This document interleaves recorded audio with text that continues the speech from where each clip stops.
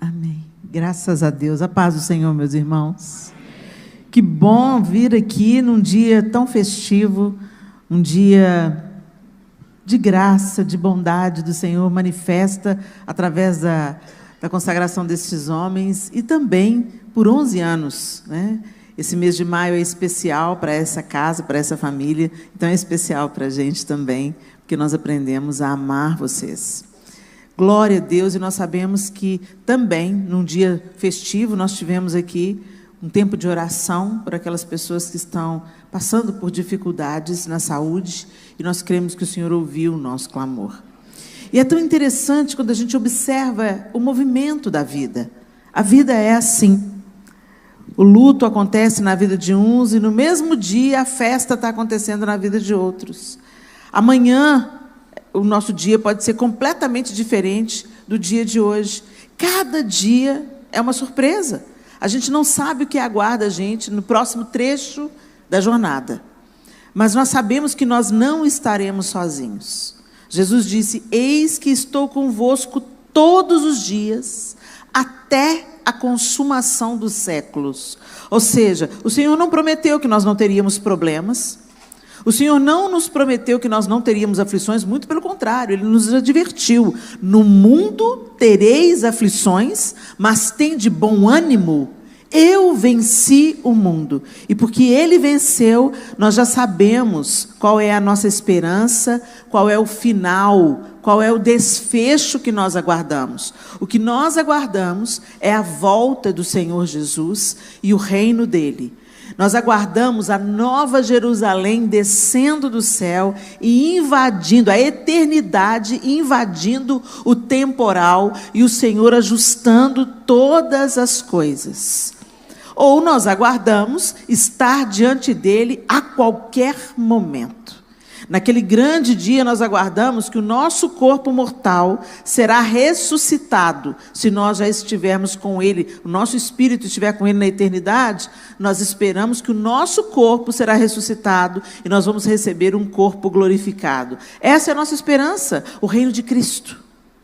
Entretanto, nós estamos tão apegados a essa existência, nós estamos tão apegados à nossa carne, à nossa vontade, às nossas preferências, aos nossos confortos, que aquilo que a gente pode tocar, aquilo que a gente pode ver, aquilo que a gente pode controlar, então a gente se apaixona por isso, e se apega a isso, e se esquece de que o Espírito é eterno, se esquece da obra de redenção, se esquece que esse mundo, do jeito que ele está, essa estrutura, ela está condenada ao fracasso.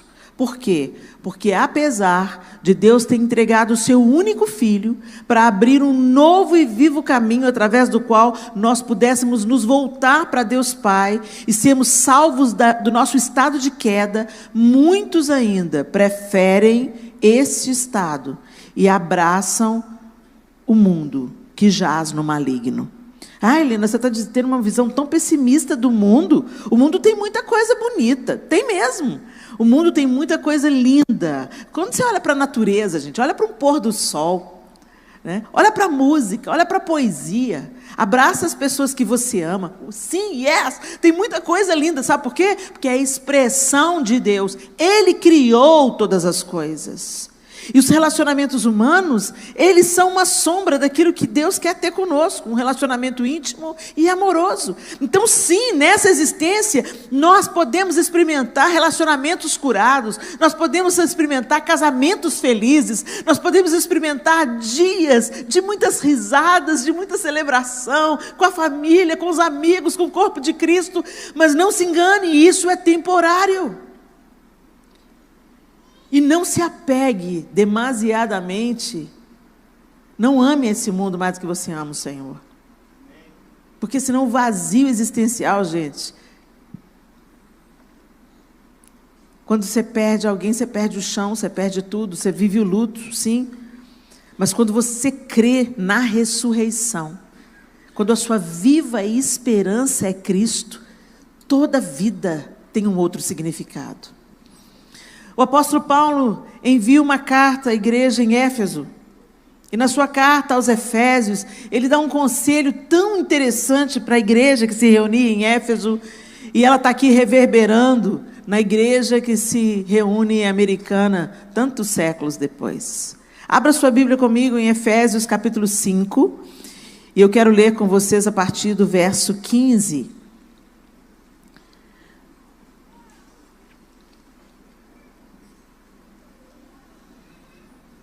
E não diferente dos Efésios, nós também estamos experimentando dias difíceis. Ele fala, no texto que nós vamos ler daqui a pouco, que os dias são maus.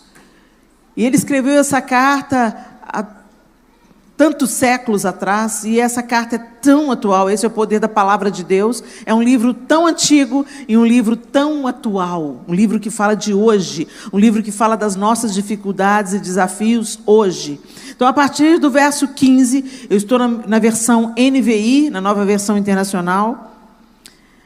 Efésios 5, a partir do verso 15, diz assim: tenham cuidado com a maneira como vocês vivem. Que não seja como insensatos, mas como sábios, aproveitando ao máximo cada oportunidade, porque os dias são maus. Portanto, não sejam insensatos, mas procurem compreender qual é a vontade do Senhor.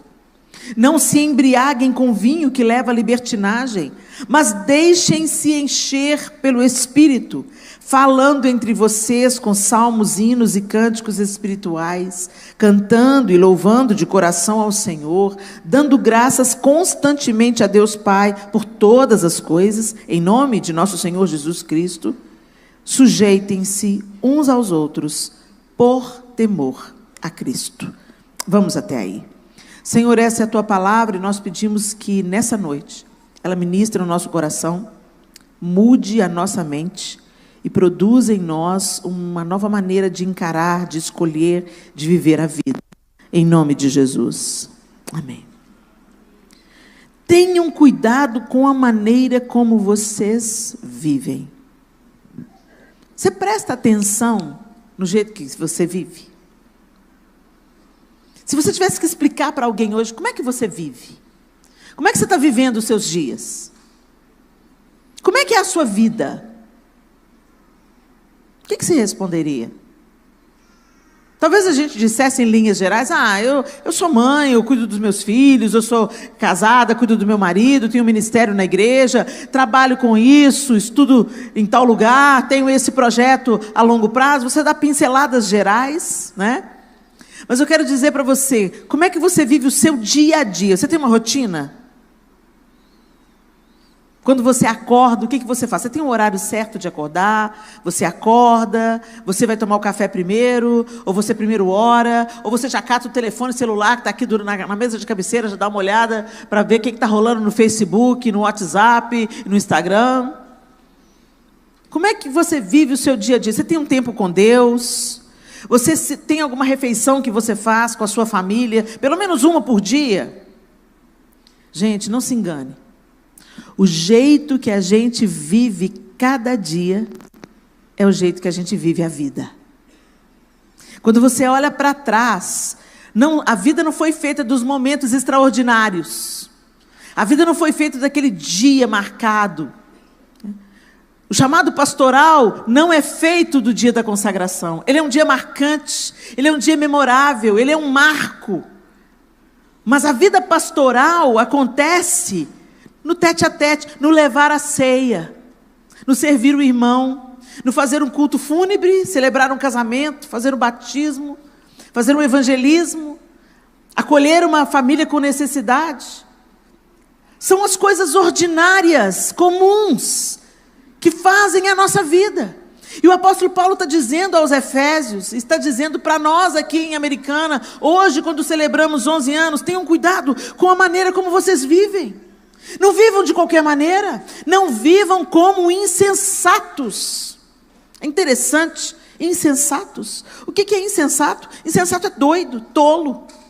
desequilibrado. Insensato é aquela pessoa impulsiva que toma decisões precipitadas. Insensato é aquele que não acata conselhos. Insensato é aquele que quer fazer só o que dá vontade, não aquilo que precisa ser feito. O insensato não quer saber de responsabilidades. Ele é tolo, ele é louco. Quando você vai olhar no dicionário, essas palavras estão lá: louco, tolo. Não dá ouvidos a conselhos. E ele está dizendo aqui: não vivam, tenham cuidado, não vivam como insensatos, mas como sábios. Gente, sabedoria é diferente de conhecimento. Conhecimento, você pode ler muitos livros, você pode estudar a Bíblia toda, não só pode, mas deve. Porque a palavra de Deus, ela tem o poder de nos transformar. E quando a gente lê a Bíblia, a gente conhece o Deus a quem a gente diz que ama e serve. Se nós falamos que amamos a Deus, mas não lemos a Bíblia, é a mesma coisa de você querer casar com uma pessoa e não namorar com ela. Não querer conversar com ela. Porque para haver um relacionamento tem que haver um diálogo. E um diálogo são duas pessoas falando. Quando você lê a Bíblia, Deus fala. Quando você ora, você fala. É uma conversa. E quando nós lemos a Bíblia, nós entendemos quem Deus é, seu caráter, sua maneira de pensar e agir. E quando nós vamos tendo esse conhecimento de Deus e pedindo a sabedoria de Deus sobre nós, Ele vai nos desatando seu conhecimento, sua sabedoria, e isso vai mudando a nossa maneira de viver. A fé vem pelo ouvir e ouvir a palavra de Deus. Tudo que você conhece sobre Deus está nesse livro. Mas às vezes você conhece Deus só através de terceiros. Eu me lembro quando eu conheci o João. Nós somos casados há quase 33 anos. E quando nós começamos a namorar, ele tinha 16 anos e eu tinha 19. Tinha acabado de fazer 19. Quando eu descobri que ele tinha 16, quase que eu desisti dele. Mas minha mãe foi uma mulher sábia que disse: não, minha filha, isso é muito diferente agora. Daqui a uns anos não representa mais diferença. E eu não fui tola, fui sábia e acatei o conselho da minha mãe. Mas quando nós começamos a namorar, o João, um dia eu fui para a caixa de correio, e eu abri a caixa de correio e tinha uma carta. Gente, eu não sou velha, eu sou vintage. A gente usava carta, não tinha WhatsApp, não tinha e-mail, era carta escrita. E eu ouvia, e eu reconhecia a letra. Eu falei: ai, que letra é essa? E era endereçada a mim. Quando eu virei a carta, João Lúcio Tanuri Júnior. Cheirei a carta estava cheirosa. Saí correndo para o meu quarto, chamei o meu pai, falei: pai, lê para mim. Vocês acham que eu fiz isso? É claro que não. Fechei a porta do meu quarto, me joguei na cama, cortei a carta para não estragar o envelope que eu guardo até hoje, tirei a carta, abri a carta e comecei a ler a carta. E aí eu queria entender o que ele estava dizendo nas linhas e nas entrelinhas. E eu lia de novo, e aquilo trouxe tanta alegria no meu coração, e ele disse coisas tão lindas para mim. Aconteceria com qualquer um de nós. A gente não vai pedir para o pai, para o irmão, para a mãe ler a carta. Por que a gente espera que outra pessoa lê a Bíblia e te explique? Você precisa de buscar uma experiência pessoal com Deus, e você precisa de ler as cartas de amor que Deus manda para você, entendendo quem Ele é e buscando nas linhas e nas entrelinhas o caráter de Deus, o amor de Deus, a perfeição de Deus. É fundamental a gente ler as Escrituras Sagradas. Mas só conhecer intelectualmente não basta. Nós precisamos clamar a Deus por sabedoria. O Espírito Santo nos selou e nós precisamos pedir por sabedoria. A palavra diz que quando nós pedimos, Ele dá. Salomão pediu o quê? Dinheiro? Riqueza? Poder? Não, ele pediu sabedoria para governar o povo. E Deus se alegrou dele. Esse garoto sabe o que ele está pedindo.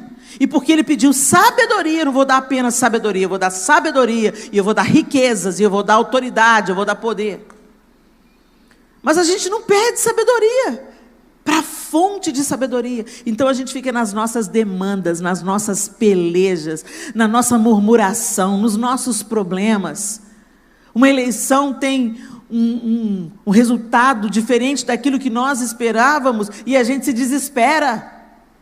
Alguém no seu emprego tomou uma decisão arbitrária a seu respeito e você já quer vingança. Seu casamento está em crise, experimentando um momento de escuridão e você já pensa divórcio.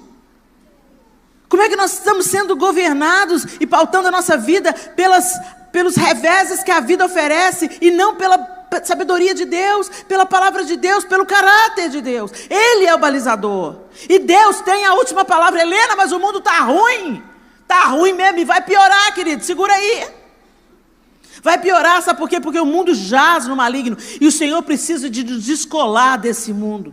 E nos amadurecer. Porque o evangelho, muitas vezes, no mundo ocidental, ele é o fantástico mundo de Bob. Enquanto os nossos irmãos no Oriente estão morrendo degolados por amar a Jesus e fazem isso sem sombra de desespero, nós aqui estamos desesperados porque quem a gente não queria ganhou a eleição. Onde está a sua esperança? No homem? Vocês acham mesmo que o homem consegue consertar um sistema apodrecido? É o poder do evangelho que transforma o mundo. Você é sal, você é luz. A responsabilidade é da igreja de brilhar em dias de escuridão. E não ter expectativa, gente, que o homem, por mais bem intencionado que ele seja, ele vai conseguir quebrar anos, séculos de corrupção, de estruturas falidas. Isso não é só no Brasil não, gente, é no mundo. As nações estão em caos, e esse caos, ele é profético. E a esperança é o evangelho de Jesus Cristo. A cura para o coração humano é o evangelho de Jesus Cristo. Mas tanta gente está dentro da igreja e não conhece o evangelho de Jesus Cristo. Gente, nós temos uma capacidade de adaptação. Onde a gente chega, a gente observa o código de ética e a gente, sem pensar muito nisso, a gente se adequa. Você chega num grupo, você percebe o código de vestir daquele grupo, por exemplo, e você, às vezes, se sente destoando, né? Você vê, vim para a igreja com a calça, que Deus é justo, mas a minha calça é mais. Aí você se sente meio desconfortável, né? A diaconisa faz a piadinha, nossa, Deus é justo, mas a sua calça, hein, irmã? Aí você se sente desconfortável, aquela calça nunca mais você vai usar na igreja. A gente vai ouvindo, percebendo as coisas e a gente vai se adequando. Daqui a pouco você está falando o crentez. Você começa a andar com os crentes, você começa a falar, misericórdia, sangue de Jesus tem poder, está queimado. Olha o manto. Depende da comunidade de fé que você comunga, você vai pegando os trejeitos, o jeito de vestir, o jeito de falar. Isso não significa que você nasceu de novo, meu amado. Significa que você se adequou ao grupo social que você está fazendo parte. E o Senhor te chamou para muito além do que fazer parte de um grupo social. Porque no grupo social, você mesmo faz a sua religião. Você mesmo toma o controle na sua mão das coisas que você quer fazer. Então você vem na igreja, assiste o culto, ai que bênção, aleluia, glória a Deus, teve louvor, a louvor foi bom hoje, né? Ai, teve música boa. Não interessa se o louvor foi bom para você, querido, o louvor não é para você, o louvor é para Deus. A gente se reúne para cantar louvores ao Senhor, mas a gente está se acostumando a vir para a igreja para se entreter. A música foi boa, a banda foi linda. E o pessoal da banda começa também a fazer para entreter o povo. Vamos fazer uma lista que o pessoal gosta. Não, louvor, em nome de Jesus, faz uma lista que Jesus gosta. Faz uma lista que o louvor seja cristocêntrico. Faça uma lista que fala da bondade, da misericórdia, do amor, do poder de Deus. É sobre Ele. O culto é para Ele. Mas às vezes a gente vem para ter o culto para nós. Isso faz parte da religião. Você controla, você vem, você muda o seu código de ética, você muda o seu código de vestir, mas você não nasceu de novo.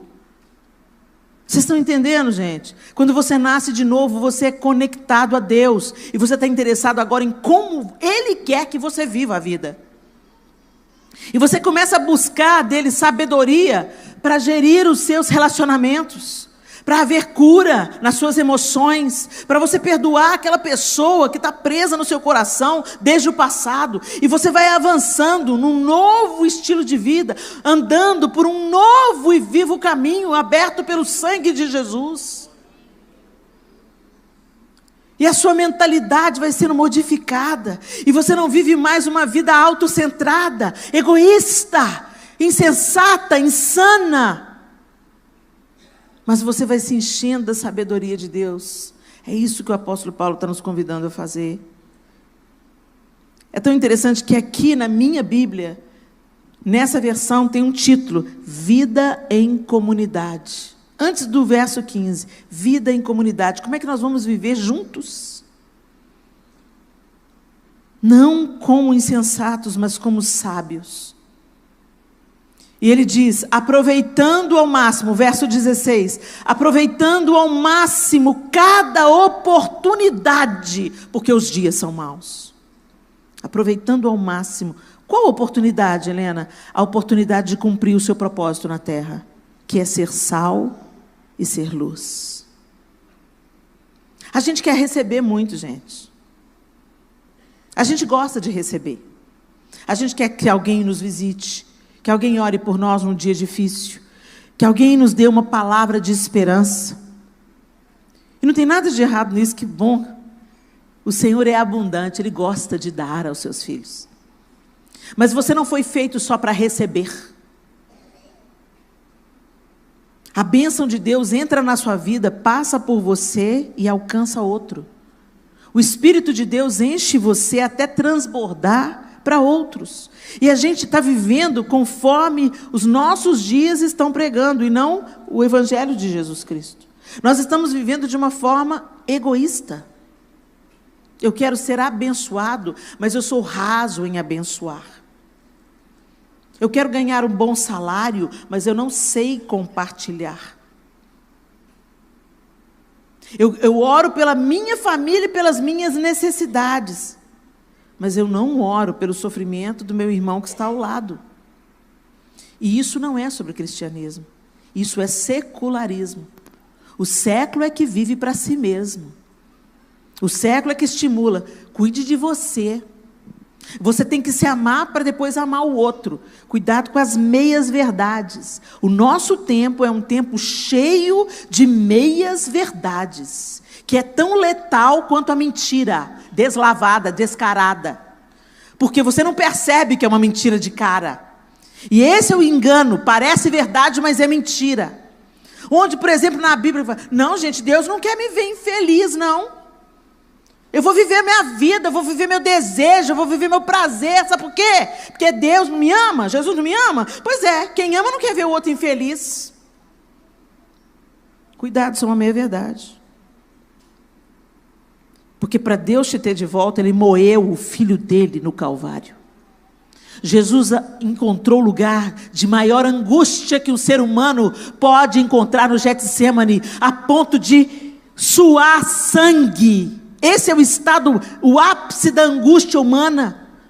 A ciência explica que quando o ser humano chega no ápice da sua angústia e dor interna, emocional, ela pode estourar vários vasinhos, micro vasinhos sanguíneos, e faz a transpiração virar sangue. Jesus foi nesse lugar, Deus fez Jesus chegar nesse lugar para ter você de volta, e você fala que Deus quer te ver feliz, Deus quer te ver santo, Deus quer te ver redimido, Deus quer te ver salvo, Deus quer te tirar do inferno. Não necessariamente você vai ser feliz para isso. Às vezes a gente precisa de dar as costas para o nosso desejo, para a gente realmente entrar nas bem-aventuranças bíblicas. Quando você olha nas bem-aventuranças, que é traduzido feliz, feliz, o salmista diz, feliz é quem teme o Senhor e anda nos seus caminhos. Feliz são os pobres de espírito. Sabe o pobre de espírito o que é, gente? O pobre de espírito é aquele que reconhece que não pode fazer absolutamente nada sem Deus. Feliz os humildes, feliz os mansos. Parece que você está perdendo, é antagônico a esse mundo, não. Porque o mundo fala, feliz é o poderoso, feliz é o que ostenta, feliz é aquele que não depende de ninguém, feliz é aquele que resolve a sua própria vida. E aí a gente fica confuso entre ouvir o Evangelho de Jesus Cristo ou ouvir algo que tem mais a ver com a massagem do nosso ego do que a nossa dependência de Deus. E o apóstolo Paulo está dizendo, aí ele repete, ele fala, aproveitando ao máximo, né? Cada oportunidade, porque os dias são maus, portanto não sejam insensatos. Ele fala de novo. Ele usa no início e ele fala de novo, não sejam insensatos. Ele insiste, não sejam insensatos, porque os dias são maus. Hoje a gente assiste as notícias, olha para as redes sociais, as pessoas só vivem para si mesmas. Esse casamento não está bom, não, tchau, a fila anda, porque eu mereço ser feliz. Você merece ser feliz. E o seu cônjuge não? E os seus filhos não? E a família do seu cônjuge não? E a sua família não? Quando um casamento acaba, isso afeta muita gente. Mas eu estou infeliz, então trabalha para ser feliz de novo. A felicidade não é uma loteria, não, gente. Um casamento feliz não é uma coisa que brotou, não. Autoestima. Eu preciso de cuidar da minha autoestima. Quando você tem a sua identidade restaurada pelo Senhor, a autoestima vem como uma consequência. Ela não é o meio, ela é a consequência. E as pessoas estão indo para as mesas de cirurgia para recuperar a autoestima, fazendo absurdos na cara para ter autoestima, fazendo dietas loucas para ter autoestima, trocando de parceiro para ter autoestima. A autoestima vira um ídolo. Eu preciso ter autoestima. Não, você precisa ter sua identidade de filho restaurada. Você é filho de Deus. Sabe, gente, o diabo sempre vai oferecer para a gente substitutos, paliativos, mas band-aid não cura câncer. Nós precisamos entender que para a doença que é o pecado, nós precisamos de nos apropriar do sangue restaurador de Jesus e da vida de Deus. Você se converter, gente, não é mudar de igreja, mudar de religião, não. Converter é mudar de mentalidade, mudar de caminho, mudar de direção. Eu estava indo para a porta larga, vivendo os meus desejos, os meus caprichos, as minhas vontades. Eu me encontrei com Jesus. Ele falou assim, sabe esse caminho que você está indo? Ele é fácil, ele é largo. Você não precisa fazer força para acertar com ele. Mas ele conduz à morte. Então, volta comigo. Anda no meu caminho. Ele é apertado, ele é estreito, ele é desafiador.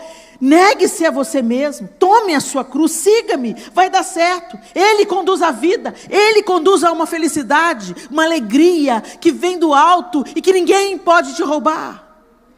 A alegria do Senhor é a nossa força. O Senhor quer nos ver alegres. E essa alegria flui de um coração transformado, de uma intimidade com Deus. O resto é paliativo, o resto é band-aid. A pseudo-felicidade que dura 10 minutos e daqui a pouco você está precisando de outra coisa. Sabe quando Jesus encontra com aquela mulher à beira do poço, ele diz, olha, quem beber dessa água tornará a ter sede, porque era água de poço, e o poço é o que o homem constrói.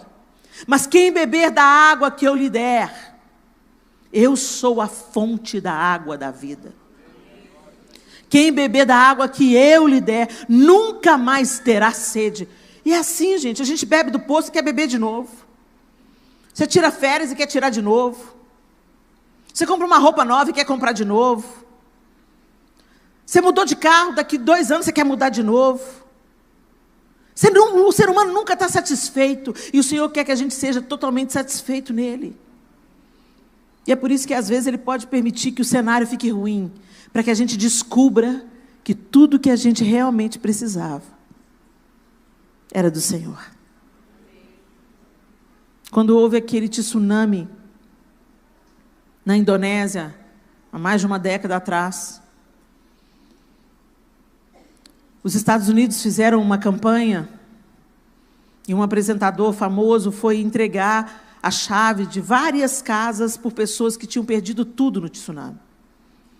Tinham tido sua vida totalmente destruída. E o apresentador, eles construíram casinhas lindas, uma vila, reconstruíram uma vila inteira e foram entregar para aquelas pessoas que tinham perdido tudo. E o apresentador estava muito empolgado de entregar aquelas chaves para as pessoas, e quando entregou as chaves para as pessoas, a mulher olhou para a casa e falou: que bom, obrigado. Obrigado pela casa, gostei. E o apresentador achou assim, a reação dela muito pouco empolgada. Ela estava grata, mas ela não estava assim, ai, chorando, emocionada, vocês fizeram tudo por mim. Não, ela estava grata, mas estava de boa. E ele perguntou assim, você está realmente feliz? Não parece que você está feliz. Ela falou, não, eu estou realmente feliz. Mas eu descobri alguma coisa depois desse tsunami. Que eu preciso de muito menos para viver, para ser feliz. É impressionante como a gente acredita que precisa de um tanto de coisa que a gente não precisa. Que a gente tem um tanto de sapato só com 2 pés. Que a gente tem um tanto de roupa, aquela que você usava 38 naquela época. E você não libera de jeito nenhum. A gente se apega a migalhas. Tanta gente que você pode abençoar com essa calça 38, minha irmã. Não, mas um dia eu vou voltar a vestir 38. O dia que você vestir 38, Jesus te abençoe de dar uma calça nova. A gente fica segurando, mesquinhos, apegados. É meu. Quem assistiu O Senhor dos Anéis aí? Os Sméagol da vida, né? My precious. Idolatra coisas, coloca coisas no lugar de pessoas, trabalha e não serve a sua família, não ama a sua família, não curte o crescimento dos seus filhos. Trabalha tanto que na hora de vir para a igreja congregar, tem preguiça. Ah, vamos assistir pela internet. Hello. Não é indireta, é direta. Agora, quando a coisa fica ruim, aí chama todo mundo. Chama o pastor, chama os presbíteros, vem para a igreja, vem para o chão, mãe, coloca a boca no pó. Gente, que a gente ame a Deus além da nossa aflição. Que a gente não ame a Deus nos dias ruins. Mas que a gente aprenda a amar e a honrar a Deus em qualquer fase da nossa vida, nos dias bons, nos dias ruins, no alto da montanha, no fundo do vale, que o Senhor seja o nosso Deus. Isso é viver como sábios e não como insensatos. Aproveita as oportunidades de ser sal, aproveita a oportunidade de ser luz, derrama a sua vida na vida de outro. O seu dinheiro não é só para você, o seu carro não é só para você, a sua casa não é só para você. Jesus deu a vida, o Deus amou o mundo de tal maneira que deu o seu filho, e você que diz que é cristão só quer receber. Dê uma mensagem, manda uma mensagem para alguém, faz uma oração no áudio, manda uma cesta básica para alguém. O Espírito Santo está mandando você dar aquele negócio, você fala assim, não, isso é coisa da minha cabeça. Sua cabeça não manda você fazer nada de bom, não. Sua cabeça só pensa em você mesmo. Quando você está mandando, você está querendo ser generoso, está querendo semear na vida de alguém, está querendo cuidar de alguém, está querendo abençoar alguém, está querendo sustentar alguém por um ano, é o Espírito de Deus, não resista ao Espírito. Nosso coração não é assim não, gente. Nosso coração é tendencioso para o egoísmo, e o Senhor está querendo nos ensinar. Obedeça. Obedeça ao Senhor. Aproveita as oportunidades de ser sal, de ser luz. Gente, o sal, eu não vejo ninguém falando assim, que sal maravilhoso. Ninguém come uma comida gostosa e fala, que sal, hein? Não. Sabe aquela substância que você só percebe quando falta, ou quando sobra. Aí você, que sal, hein? Ou, cadê o sal? Assim deve ser a vida do cristão. Quando você falta, faz falta? Ou o povo dá graças a Deus quando você falta? Quando você chega nas festas de família, será que você... Não, às vezes é o sal que sobra. O sal que sobra é aquele que chega na festa da família e fala assim, estão bebendo cerveja, cachaceiro? Aceita Jesus! Olha o sal sobrando aí. Salgando a vida de todo mundo.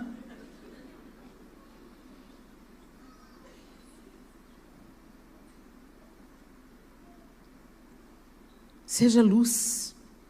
Se você apagar todas essas luzes aqui, nós ficarmos na mais absoluto breu, escuridão. Se a lua não estiver brilhando, se tudo se apagar, e você acender um palito de fósforo, já não existe escuridão plena. Então, não despreze um ato de bondade. Uma ouvidoria, a gente tem que aprender a ouvir. Tem muita gente que, se tivesse sido ouvida, sinceramente ouvida, não se mataria.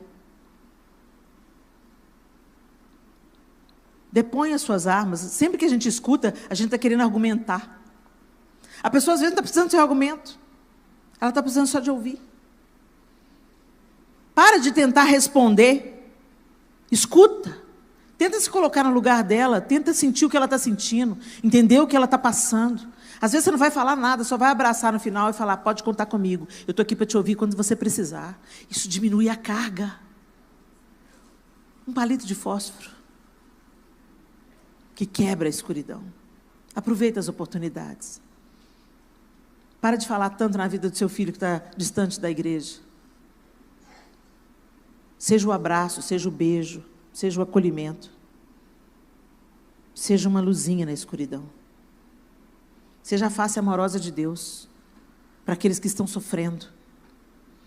Tem certas coisas que você não precisa de falar.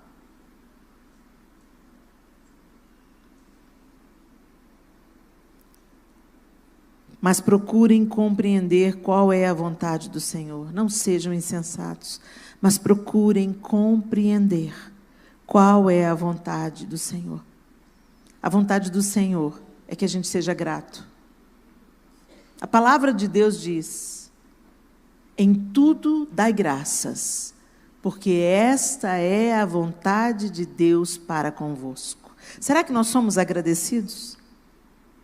Ou você vive, né? O uruca ambulante. Ó vida, ó céus, ó azar, ó economia, ó governo, ó tempo, tá frio, tá quente,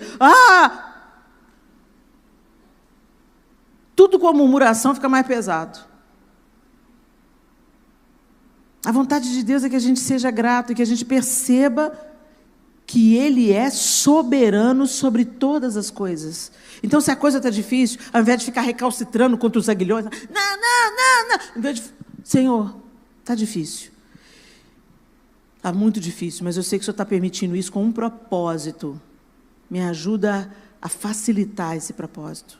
Eu não quero te resistir, eu não quero lutar com o Senhor, eu não quero brigar com o Senhor, porque eu já perdi, eu me rendo. Eu amo a música. Para mim, preparado para mim, pela tua mão amorosa, Senhor. Preparado para mim,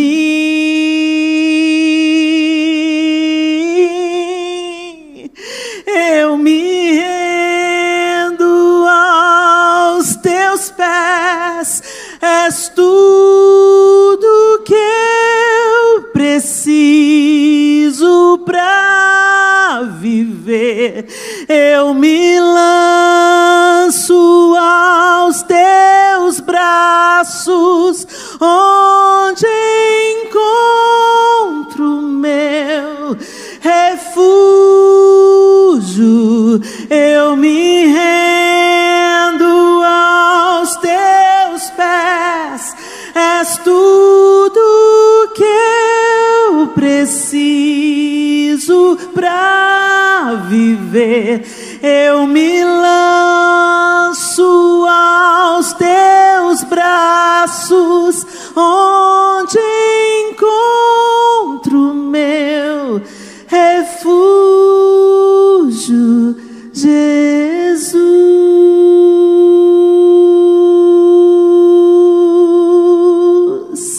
Eis-me aqui.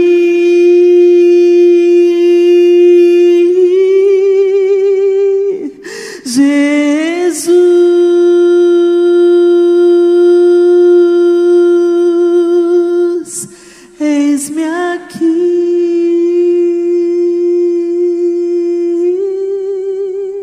Se renda.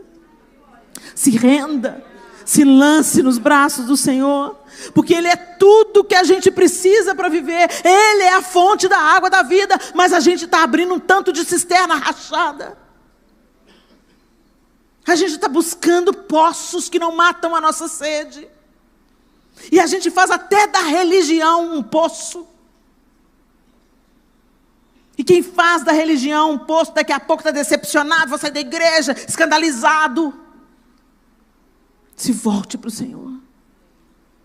Os dias são maus. Se volte para Ele. E Ele diz, não se embriaguem com vinho. E a gente pensa, esse problema não tenho. Não bebo, não fumo, não uso nenhuma substância tóxica. Mas a gente se embriaga com tantas outras coisas. A embriaguez é aquilo que a gente busca para nos tirar do nosso estado normal, para produzir felicidade, produzir alívio,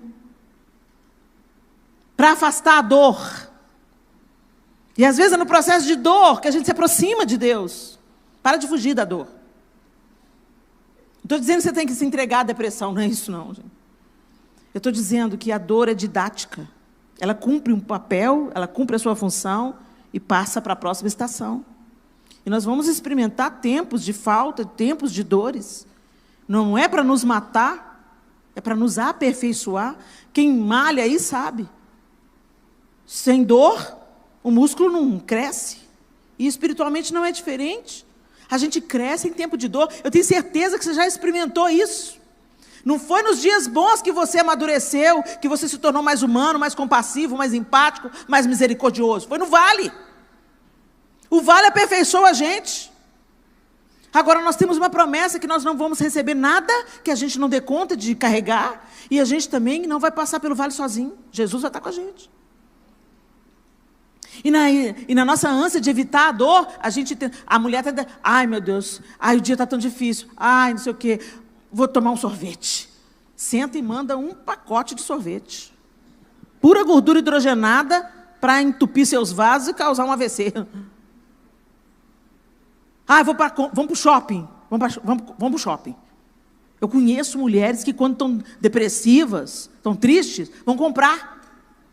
Daqui a pouco estão causando outra dor. Chega a conta do cartão. E a gente vai assim... buscando na internet. Você fala que não tem tempo para Deus, não tem tempo de ler a Bíblia. Não, eu tenho uma vida muito corrida. Mas todo dia você passa lá na sua rede social. Só de você começar a rolar aquela linha do tempo, quando você pensa que não, passou 40 minutos. 40 minutos que você podia ter orado com alguém, 40 minutos que você podia ter cuidado de um filho. Tem mãe perdendo filho na piscina porque ficou no Facebook. Tem gente que está morrendo porque estava num lugar perigoso e não prestou atenção no lugar perigoso para fazer uma foto. O problema não é a internet. O problema não é a faca. O problema é como você usa a faca. Ou ela corta legumes ou corta jugulares. A internet é a mesma coisa. Como é que você usa? Embriagando-nos. Buscando alguma coisa para distrair a cabeça. A gente usa essa palavra. Vou distrair a cabeça.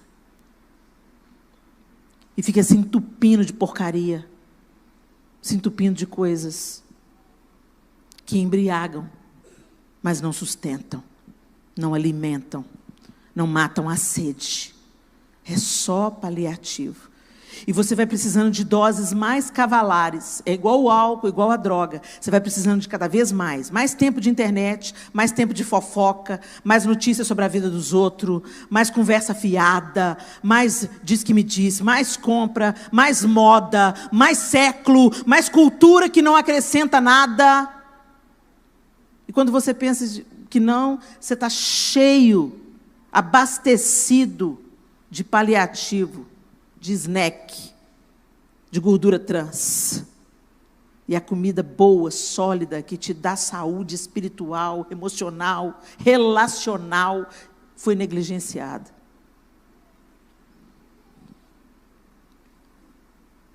Não se embriaguem com vinho que leva à libertinagem, mas deixem-se encher pelo Espírito. Em outra tradução está no imperativo, encham-se do Espírito.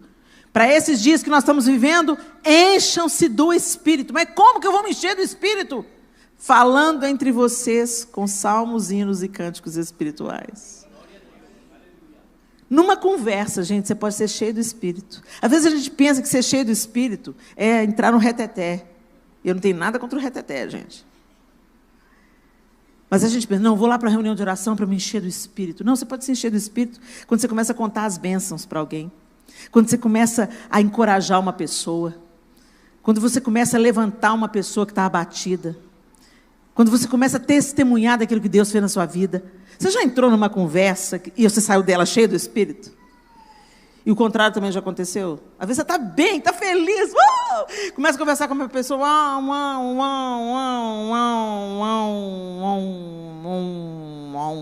Você sai assim, meu Deus.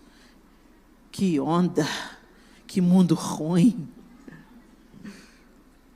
Enchei-vos do Espírito, falando entre vós salmos, hinos e cânticos espirituais. Conversa o que edifica.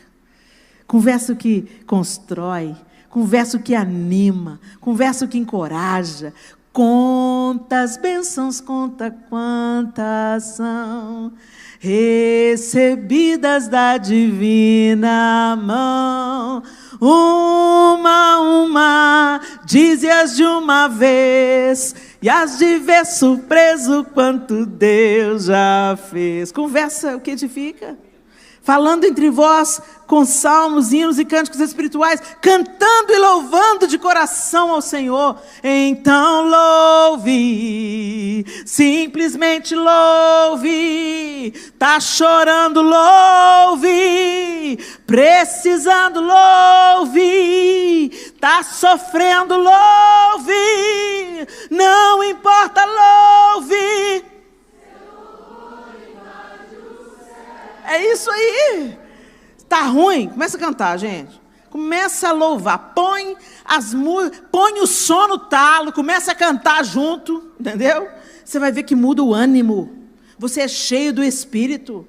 Porque a vontade do diabo é que você fique lá. Onde está Deus? Oh, meu pai. Oh, luta. Oh, tempo ruim. Oh, país ruim. Oh, cidade ruim. Oh, família ruim. Começa a louvar a Deus. A minha mãe, eu sei que ela está na luta quando eu chego na casa dela. E ela vai emplacando uma atrás da outra. Ela faz os pupurri, igual a galera do louvor fez aqui hoje. Ela vai pegando. Eu chego em casa, vejo que a mamãe está cantando. Meu pai fala assim, sua mãe hoje, você perturbou ela, né, pai? Você perturbou ela. Ele fica rindo e ela vai. E quando ela acaba, o pupurri dela, ela está nova em folha. É impressionante como ela se renova no louvor ao Senhor. Você tem alguma música assim, quando a coisa está russa, você coloca ela lá? É tão bom. Eu já tenho as minhas playlists, entendeu? Quando minha fé está meio fraca, assim, aí você coloca aquela playlist, né? Escudo e proteção acima da razão, em ti eu posso confiar, eu confio em ti. É assim, gente, vai fazendo, vai louvando, vai proclamando com a sua boca, porque a palavra, ela tem poder, ela cria, ela muda a atmosfera. E quando você coloca um cântico de louvor, oh Deus, parece que os anjos vêm tudo cooperar com você. Falando entre vós, com salmos, hinos e cânticos espirituais, cantando e louvando de coração ao Senhor, dando graças constantemente a Deus por todas as coisas, em nome de nosso Senhor Jesus Cristo. Você pode dar graça por 5 coisas aí agora, nesse momento? Abra sua boca e começa a dar graças. Oh, Senhor, obrigado pela vida. Senhor, obrigado pela saúde. Senhor, obrigado pela família. Obrigado pela igreja, Senhor. Obrigado pelo Espírito Santo. Obrigado, Senhor, pela vida da Clara, do Miguel, do Arthur, da Sofia, da Ruth, da Thaís. Obrigado, Senhor, porque meus pais ainda estão vivos. Obrigado, Senhor, porque eu tive um prato de comida para comer hoje. Que comida boa que eu comi hoje. Oh, Senhor, obrigado, Senhor, pela sua bondade e misericórdia. Senhor, obrigado pelo banho quente. Que delícia tomar um banho quente no dia frio. Senhor, obrigado pelo agasalho. Obrigado pela roupa para cobrir a nudez. Obrigado pela nossa casa. Obrigado pelo carro que nos transporta para lá e para cá. Senhor, obrigado pelos aviões que facilitam o nosso chamado. Senhor, tantas bênçãos. Começa a agradecer. Todos os dias nós recebemos dádivas. Você foi no banheiro hoje sozinho? Você não estava usando uma sonda? Você não estava usando uma fralda? Ninguém precisou te levar no banheiro? Você fez xixi sozinho? Olha que bênção. Você comeu o que você teve vontade? Olha que bênção. Você engoliu? Que bênção. Que bênção. Gente, o nosso dia é cheio de bênçãos. Repleto de bênçãos. Que você acha que é ordinário. Que não é nada demais. Até o dia que você perde. Até o dia que alguém precisa te levar no banheiro. Até o dia que você tem que usar uma sonda. Até o dia que você quer desesperadamente comer aquela coisa gostosa que você gosta de comer e você não pode. Até o dia que aquela pessoa falta. Até o dia que você perde o emprego. Você falava tão mal do emprego, mas agora você perdeu, né?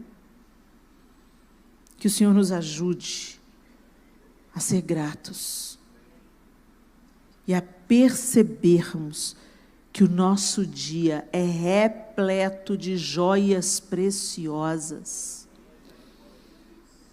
Nós vamos e viemos, andamos, falamos, conversamos, abraçamos, ouvimos, vemos riquezas incontáveis. Sejam agradecidos. E, finalmente, sujeitem-se uns aos outros, por temor a Cristo. Olha para a pessoa que está do seu lado, dá uma olhadinha assim, para um lado, para o outro. Essa pessoa aí tem muito para te ensinar.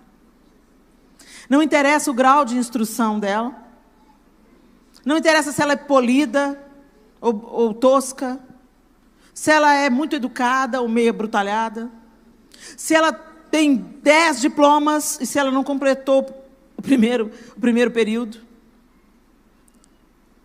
Se ela nunca frequentou uma escola, ou se é uma erudita, se é apreciador das artes, ou se não entende nada. Cada ser humano tem o potencial de derramar bênção sobre a nossa vida. De ser instrumento de Deus para nos falar, para nos consolar, para nos curar, para nos instruir. Tem gente que não sabe ler, mas sabe que essa safra vai ser boa. Que esse tanto de adubo aqui é o suficiente. Que aquele animal está doente. Então, por que nós somos tão orgulhosos? Sujeitem-se uns aos outros para serem abençoados. Até aquela pessoa difícil, que é uma pedra no seu sapato.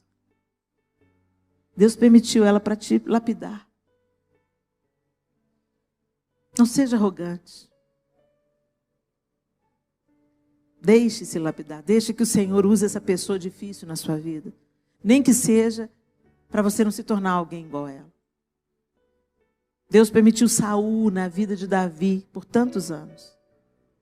Para que Davi não pecasse, pelo menos nos mesmos caminhos que Saul traçou.